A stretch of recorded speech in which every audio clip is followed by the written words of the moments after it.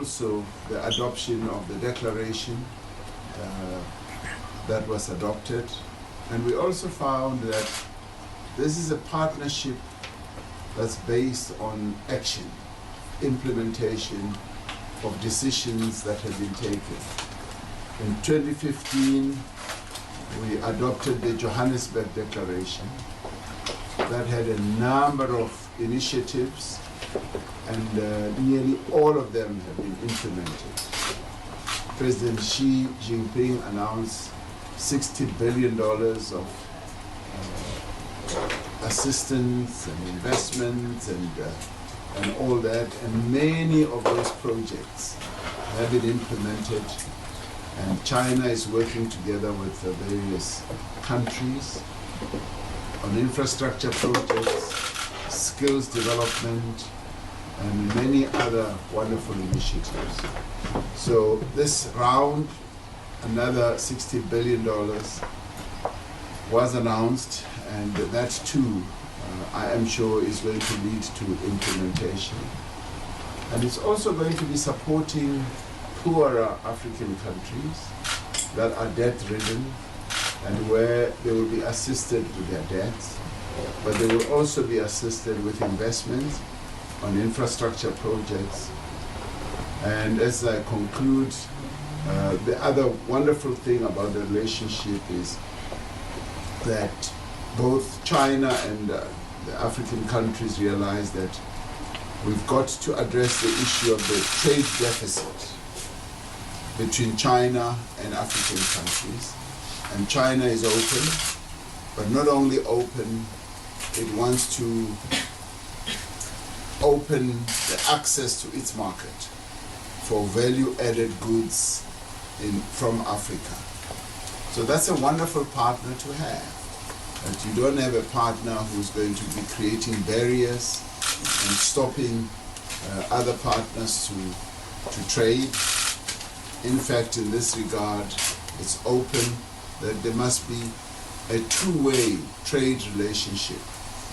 And it's also going to help with trade facilitation.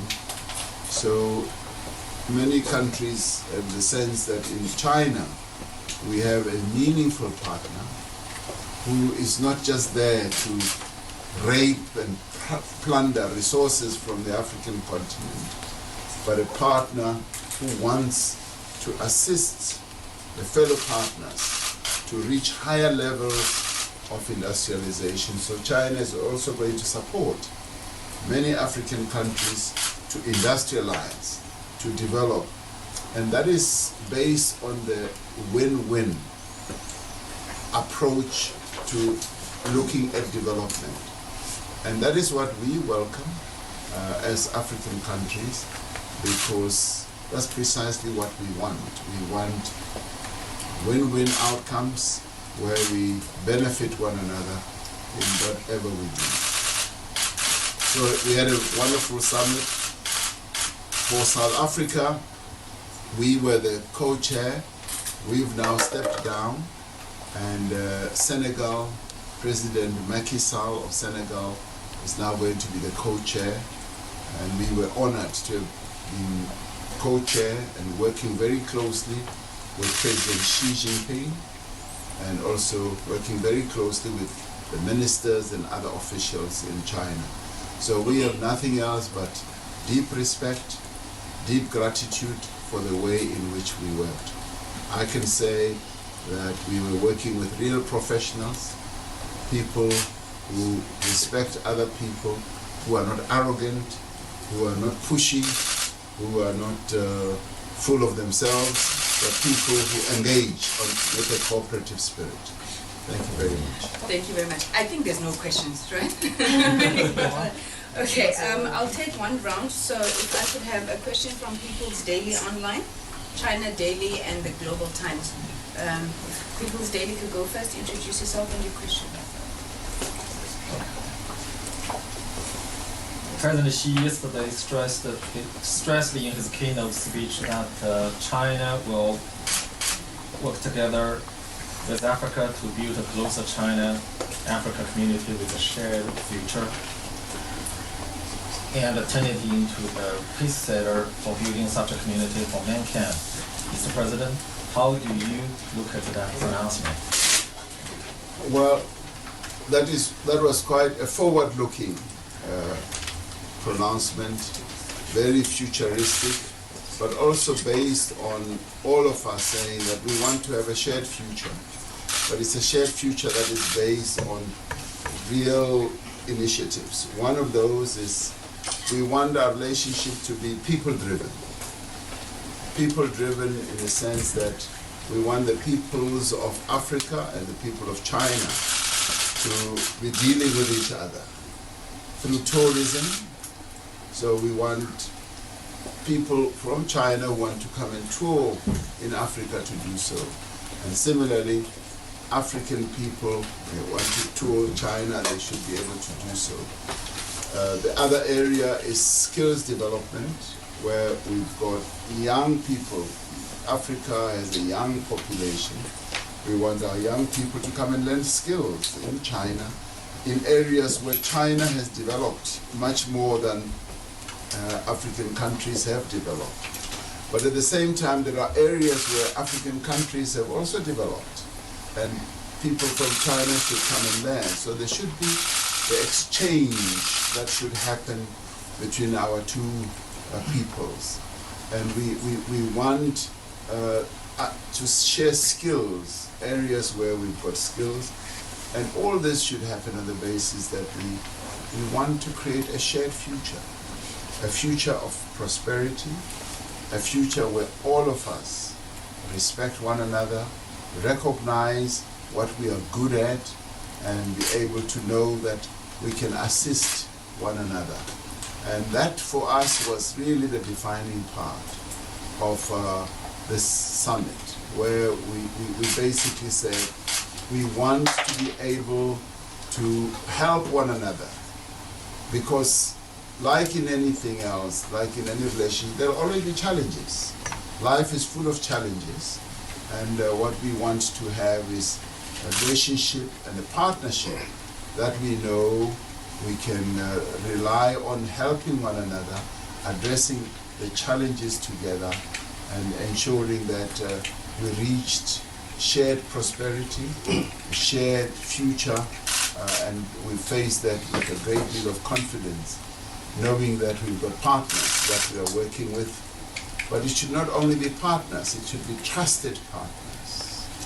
Trust kept on being repeated over and over, that what focus is about trusted partners. We trust one another, we have confidence in one another, and we want to work with one another. And we respect one another above everything else. So that is the underpinning that this type of relationship has. And of course, it's a political relationship, but it manifests itself in many other ways. The cultural level, at building societies level, and also economic level. That's the nature of the relationship we have. But it's underpinned by a good understanding amongst the leaders, and we want that to spill over to also be a good understanding among the people of China and the people of Africa. Thank you, Mr. President. Sorry. We need to manage this quite carefully because we're going to run out of time. I have requested that we get a round of questions. So we'll take China Daily, Global Times, and then China Radio International. Let's take all three questions, Mr. President, and then we will respond. You think I'll remember them all? Yes, sir. Yeah, Mr. President, I'm from China Daily. I found on your picture yesterday, you said the economic value of OPEC is particularly important in the context of an increasingly uncertain global environment. So can you elaborate on that? Thank you. Global Times? Yes. Mr. President, you have mentioned the China's offer of the $16 billion of support to African countries. And how do you think these money could help boost development in Africa? And I see a Western report saying it is very inappropriate, politically inappropriate to offer such kind of loans because African countries are allegedly in the huge debt caused by China. What's your comment on this? Thank you. Thank you. And then the last one, China Radio International. Thank you very much. Yeah, Mr. President, there is this, like my colleague has just asked, Madam Minister has spoken, but we should not repeat the questions, but there's this shared community, the shared future. China has been advocating this since then. Even this series of FOCAC summits have been talking about the community of the shared future. Now, we are hearing something, we as Africans, I can speak, we as Africans, we have been hearing something like unilateralism in the world of politics in a lot of arenas. So now, if you have to suggest, Your Excellency, what will you advise fellow Africans about this? Okay. The uncertain global environment, clearly, there are quite a number of challenges in the geopolitics of the world, particularly from those countries that are being more protectionist, that are seeking to protect themselves, and that are seeking to say their countries come first. There's nothing wrong in saying your country comes first, but if you are doing it at the expense of other countries, it is a problem, because that goes against the approach of a multilateral world that is ruled by rules that we all accept.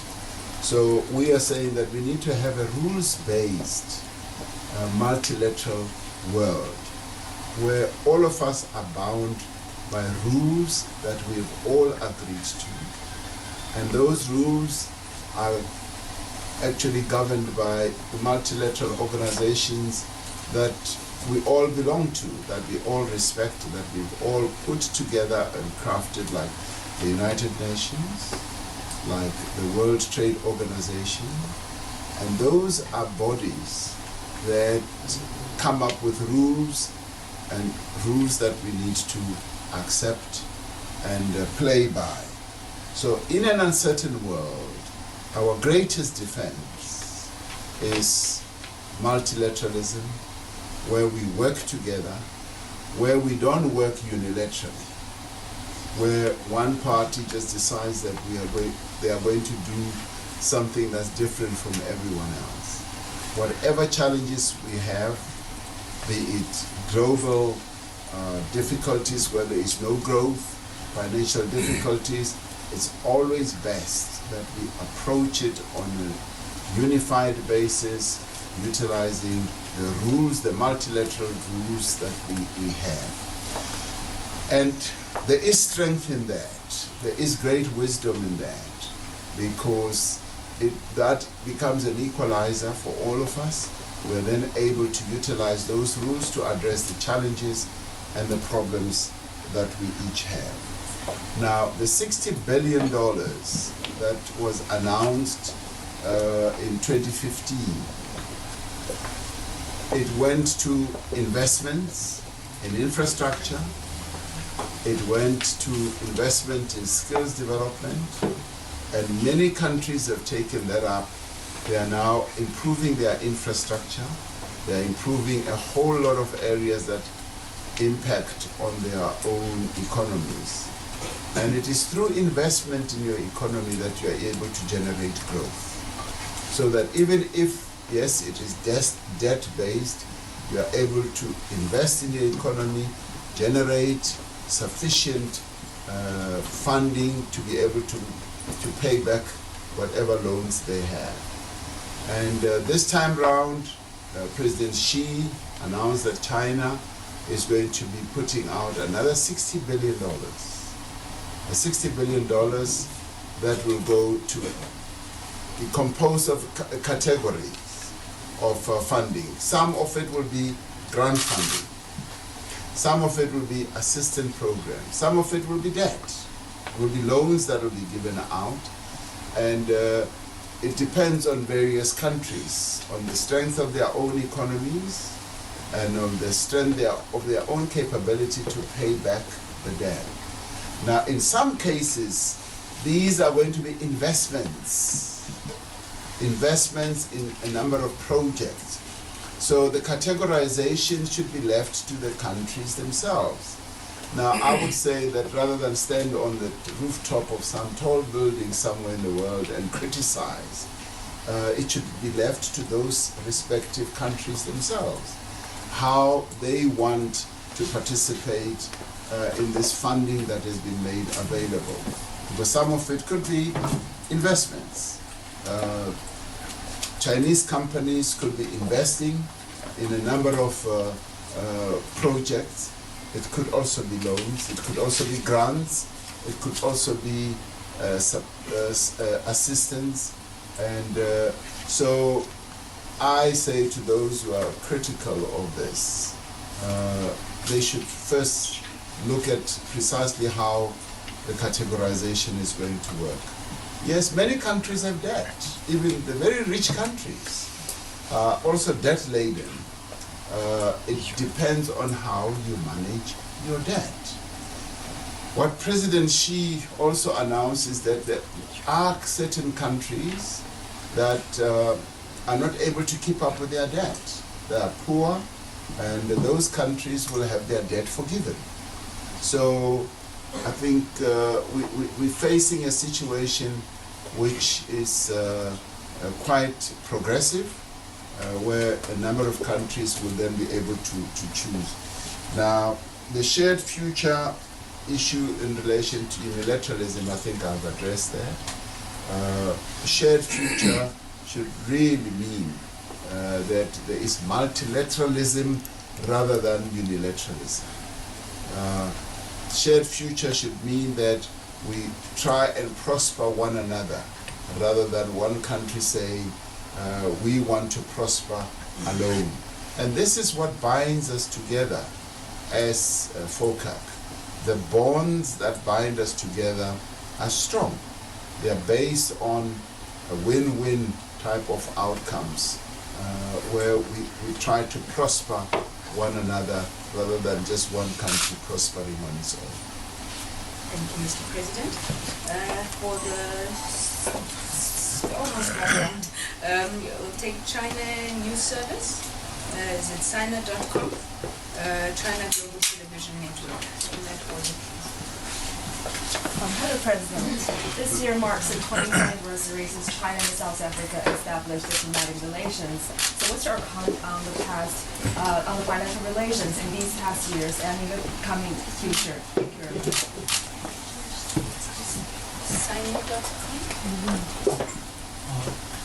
Mr. President, my question is to ask, in the next 5 years, what do you think is the most important aspect for China and South Africa in the cooperation under the frame of Belt and Road Initiative and South cooperation?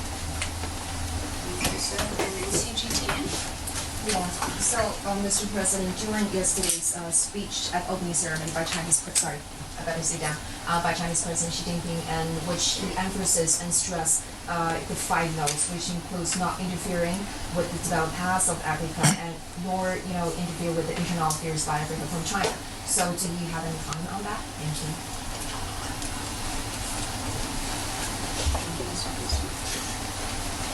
you. The 20 years of diplomatic relations between China and South Africa have been really positive. There have been years of great partnerships being formed between South Africa as a democratic state and the People's Republic of China. You must remember that the governing party in South Africa had long-term relations with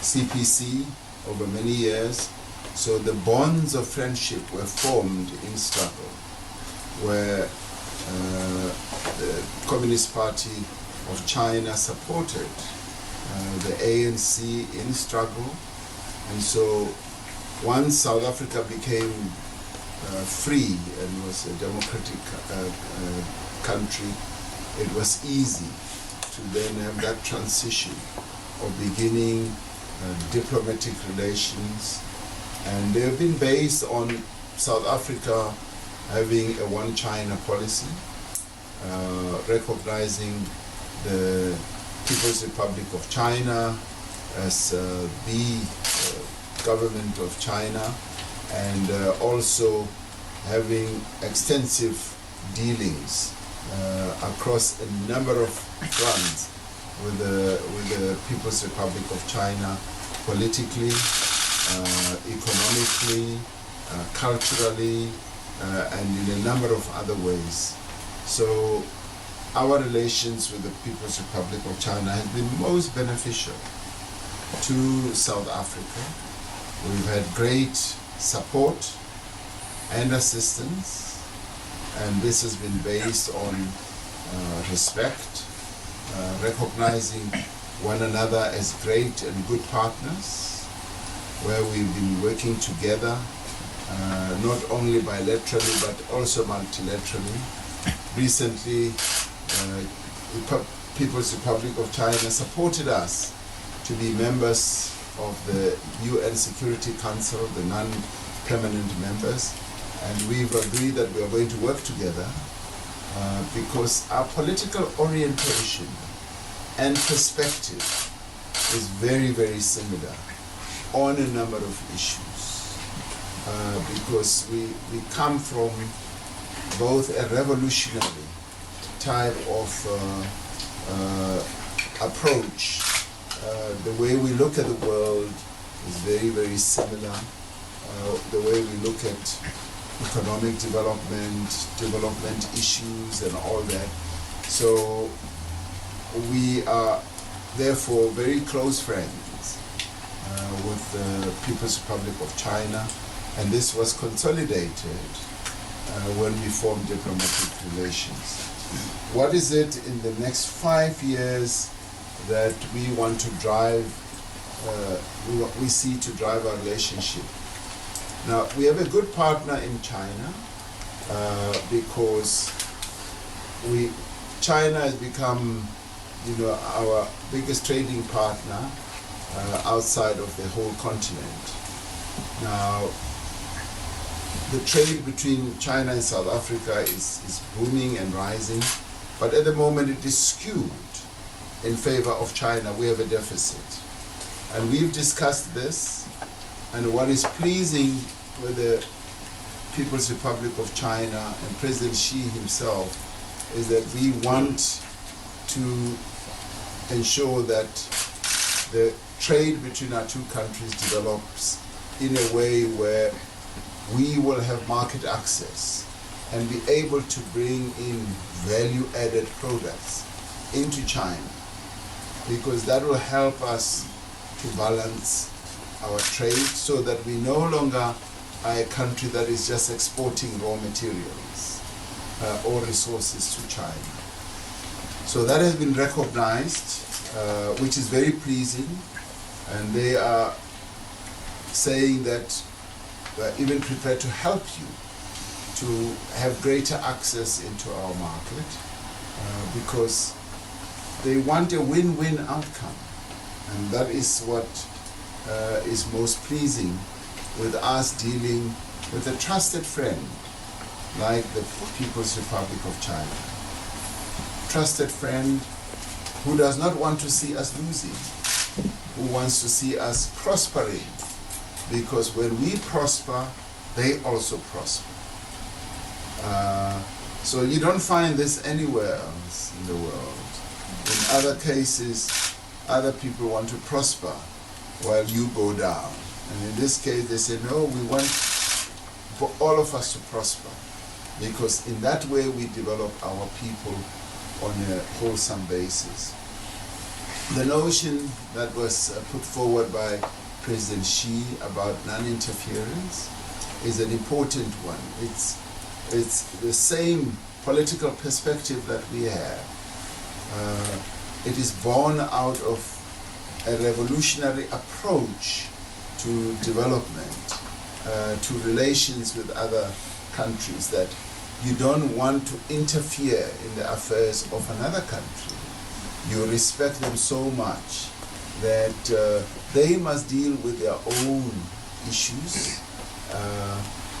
So no interference is an important consideration in our case, and we discuss things on a mature basis where advice is sought, it is given, but there is just no interference, because there is no need for any country to interfere in the affairs of any other country. Why do you want to interfere?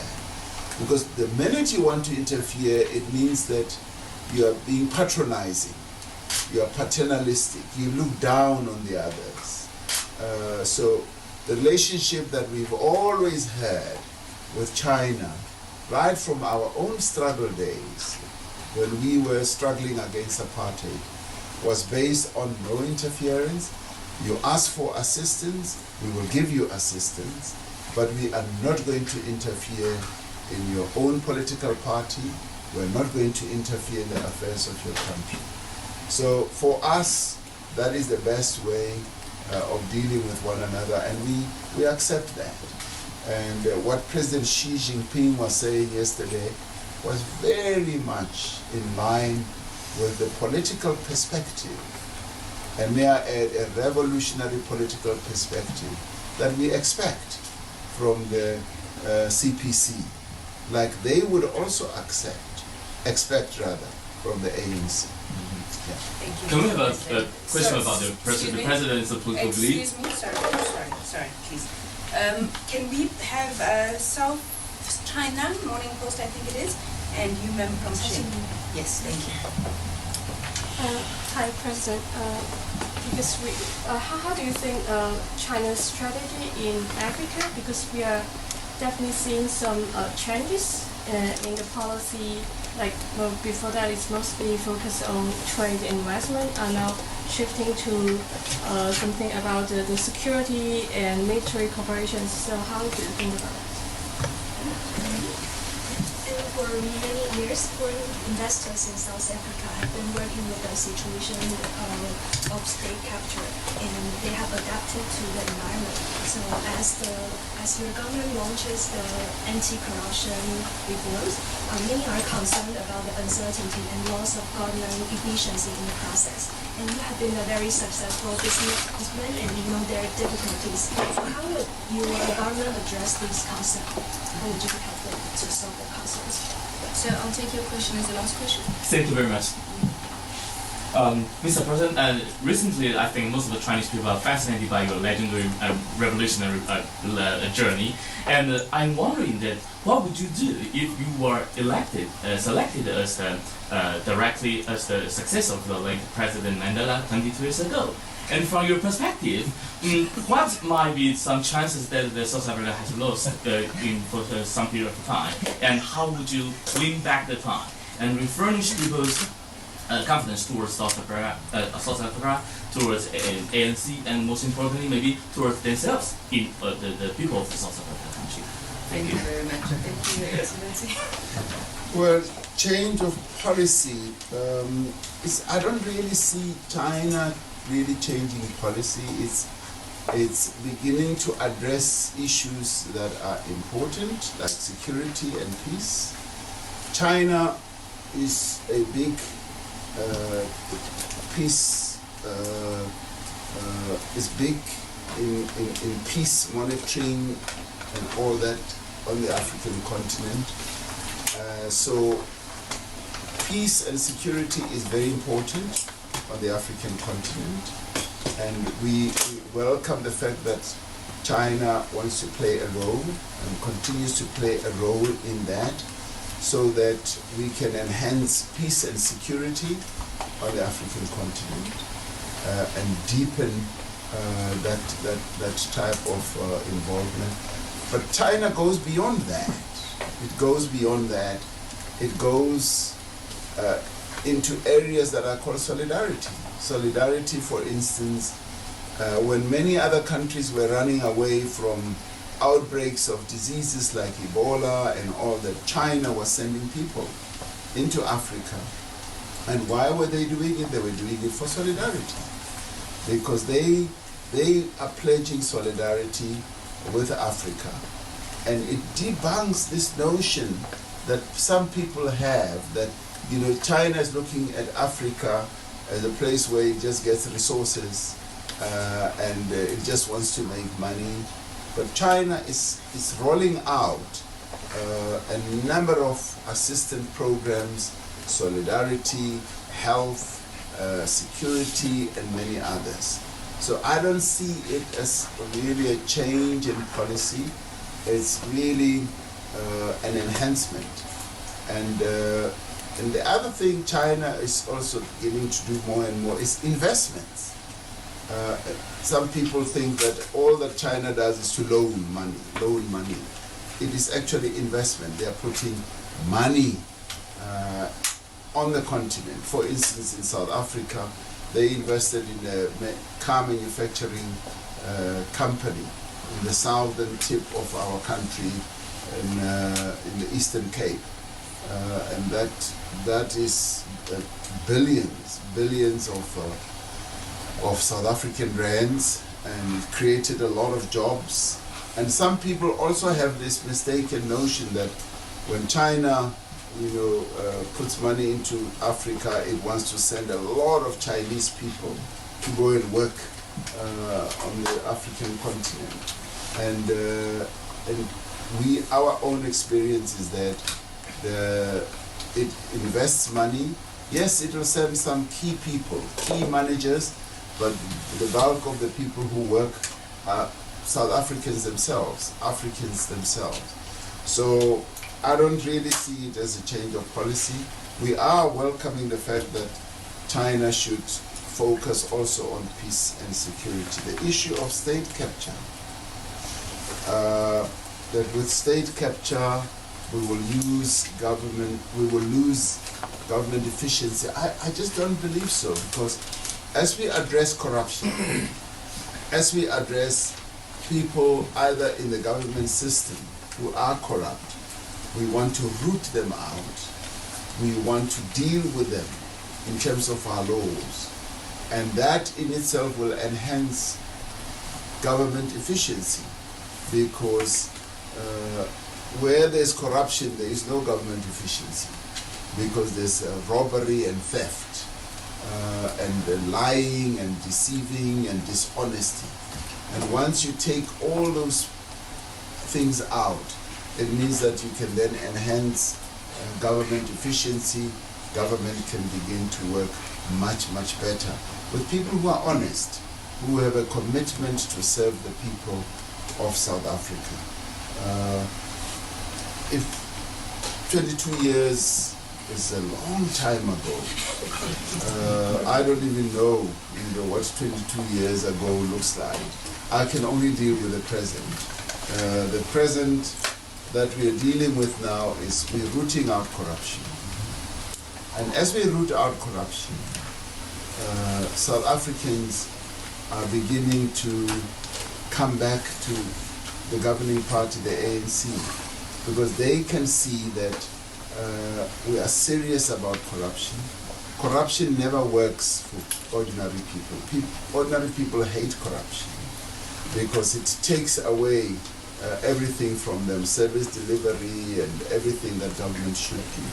So as we do that, people are coming back to the ANC. They are falling in love again with the ANC. They're finding that the ANC still cares. It still has a commitment to serve their interests. So with that, we're beginning to win more and more support. And the surveys are indicating that right now. They're showing us that people who have become discouraged, people who had moved away from the ANC are coming back. And I'm sure you're finding that to be the case here in China as well, where people, as President Xi Jinping deals with corruption, the Chinese people are seeing the CPC in a different light. So that's what often happens all over the world. Once you deal with corruption, people will come back to the party. So that's exactly what is happening. And that helps with efficiency, that helps with people feeling that the government now can work for them in a positive way. Thank you, Mr. President. Thank you very much. Thank you very much, Your Excellency, ladies and gentlemen. Thank you very much. If you could just take one minute. Oh, I thought you wanted the minister to come. People's Daily. Oh. Sorry.